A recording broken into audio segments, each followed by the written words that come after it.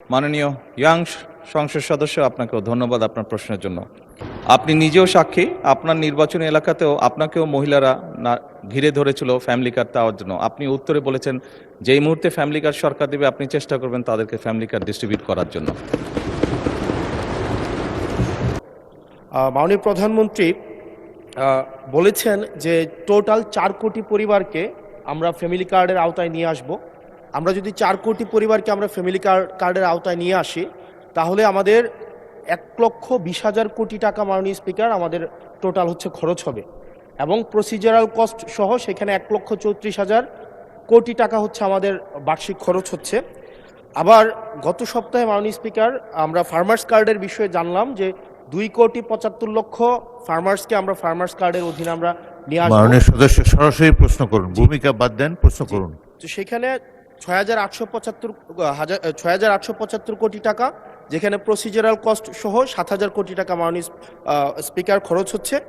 অর্থাৎ মাননীয় প্রধানমন্ত্রীর কাছে আমার প্রশ্ন, এই পদক্ষেপগুলো নিঃসন্দেহে মানুষকে সংযোগ করেছে, মানুষ সেগুলোর প্রতি আকৃষ্ট হয়েছে, কিন্তু আমার প্রশ্নটি হচ্ছে আমরা 1,40,000 কোটি টাকা প্রত্যেক বছরে যদি একটা নির্ভরশীল অর্থনীতির খাতে আমরা বিনিয়োগ করি, সেক্ষেত্রে এটা কতটা হচ্ছে আমাদের অর্থনীতিকে স্বনির্ভর করবে, এবং এই অর্থটা কি আমরা সোশ্যাল সেফটি নেটসের যেই খাতগুলো এখন বর্তমানে বিদ্যমান রয়েছে সেগুলো থেকে কেটে এনে আমরা সেখানে বরাদ্দ দিচ্ছি, নাকি হচ্ছে আমরা নতুন করে আমরা এই খাতগুলোতে টাকা দিচ্ছি? যদি নতুন করে দেই সেক্ষেত্রে মুদ্রাস্ফীতি ঘটার সম্ভাবনা রয়েছে কিনা সেটি পরীক্ষা করা হয়েছে কিনা, এটি আমার প্রশ্ন। ধন্যবাদ মাননীয় স্পিকার। মাননীয় প্রধানমন্ত্রী। মাননীয় স্পিকার, আপনাকে ধন্যবাদ। মাননীয় ইয়াং সংসদ সদস্য, আপনাকেও ধন্যবাদ আপনার প্রশ্নের জন্য। অবশ্যই আল্লাহর কাছে শুকরিয়া, আলহামদুলিল্লাহ, যে আমরা যে ফ্যামিলি কার্ডের কথা জনগণকে বলেছিলাম নির্বাচনের পূর্বে, সেই ফ্যামিলি কার্ডটি মানুষ গ্রহণ করেছে, এবং আপনি নিজেও সাক্ষী,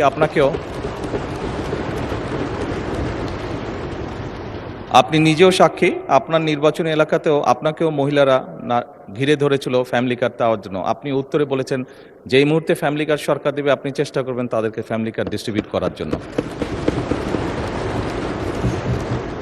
মাননীয় সংসদ সদস্য, আপনি নিশ্চয়ই এটি অনুধাবন করতে পারবেন যে 4 কোটি পরিবারকে আমরা ফ্যামিলি কার্ড দিব। আমরা পর্যায়ক্রমিকভাবে সরকার এটা দেবে। পৃথিবীর কোনো সরকারের পক্ষেই একবারে এটি করা সম্ভব না। এই ডাটাগুলো কালেক্ট করতে হবে, কার কি অবস্থা, প্রত্যেকটা ফ্যামিলির ডাটা কালেক্ট করবে, পর্যায়ক্রমিকভাবে আমরা দিব। এবং প্রথম স্টেজে আমরা যারা ভালনারেবল ফ্যামিলি আমরা তাদেরকে এই কার্ডগুলো দিব। কাজেই ধীরে ধীরে আমরা বাজেটটি তৈরি করব এবং ধীরে ধীরেই আমরা কার্ড দেওয়ার সংখ্যাটা ধীরে ধীরে আমরা বাড়াবো। এবং সেজন্যই আমরা মনে করি আমাদের যেই সব হিসাব নিকাশ করেছি আমরা, তাতে করে বাজেটের উপরে কোনো চাপ পড়ার তেমন কোনো কারণ নেই। এটি গেলে 1 নম্বর।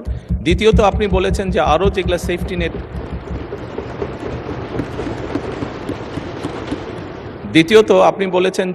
যেগুলো social security safety net program আছে সেগুলির সাথে কনফ্লিক্ট করবে কিনা।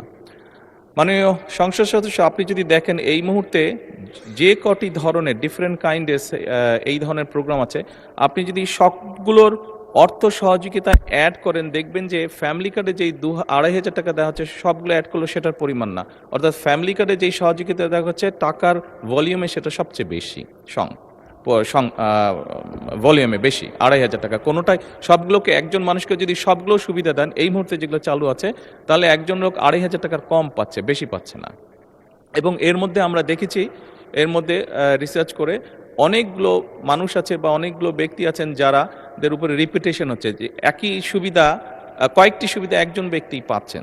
তো সেগুলোকে আমরা কাট ডাউন করব, সবগুলোকে আমরা কাট ডাউন করব না, যেগুলো রিপিটেশন হচ্ছে সেগুলোকে আমরা কাট ডাউন করব। এভাবেই করে আমরা ধীরে ধীরে নিয়ে যাব। আর আপনি ইনফ্লেশনের কথা বলেছেন, আমরা অবশ্যই টাকা ছাপিয়ে দিচ্ছি না, আমরা টাকা ছাপিয়ে দিব না, বরঞ্চ আমরা মনে করি এতে ইনফ্লেশনটা কমে আসবে।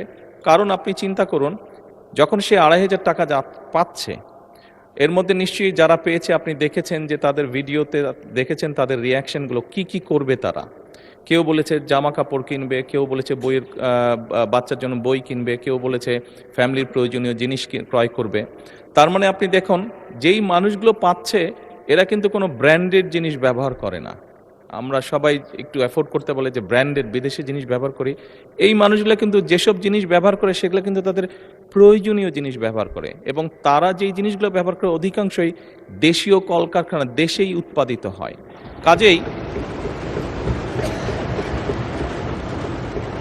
কাজেই মাননীয় সংসদ সদস্য, এই টাকাটা যখন তার কাছে যাচ্ছে, সে যখন খরচ করছে, এই টাকাটা কিন্তু গ্রামীণ ইকোনমিতে ব্যবহৃত হচ্ছে। সে হয় মুরগি কিনছে, সে হয়তো থালা বাসন কিনছে, সে হয়তো গামছা কিনছে, যেই সবগুলো জিনিস, সে তার বাচ্চার যে কাপড় কিনছে, সে তার বাচ্চার জন্য যে বই কিনছে, সবগুলো জিনিস লোকালি প্রডিউস হচ্ছে।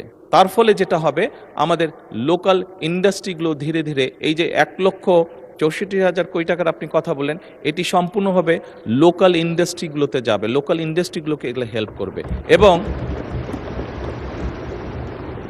এবং স্বাভাবিকভাবে যখন একটি গ্রামে যখন অনেকগুলো ফ্যামিলি, অনেকগুলো মহিলা এই কার্ডটি পাবেন, তারা যখন যেই দোকানে গিয়ে সদাই করবেন, তারা জিনিসপত্র কিনবেন, সেই দোকানে আপনি খোঁজ করে দেখুন, এখন হয়তো একজন হেল্পার আছে দোকানের, তার স্টাফ হয়তো একজন আছে, কিন্তু আপনি 3 মাস পরে বা 6 মাস পরে দেখবেন তার স্টাফ 2 জন হয়ে গেছে। কারণ স্বাভাবিকভাবে অনেকগুলো ফ্যামিলির কাছে এই সহযোগিতাটা পৌঁছাবে এবং তারা সেখানে সদাই করতে যাবে বা জিনিসপত্র কিনতে যাবে। ফলে ওই দোকানের মালিক যে বা দোকানটা যা চালাচ্ছে, তার তখন একজন সহকারী হবে না, তার 2 জন সহকারী হবে। অর্থাৎ কর্মসংস্থানেরও একটি ব্যবস্থা হচ্ছে।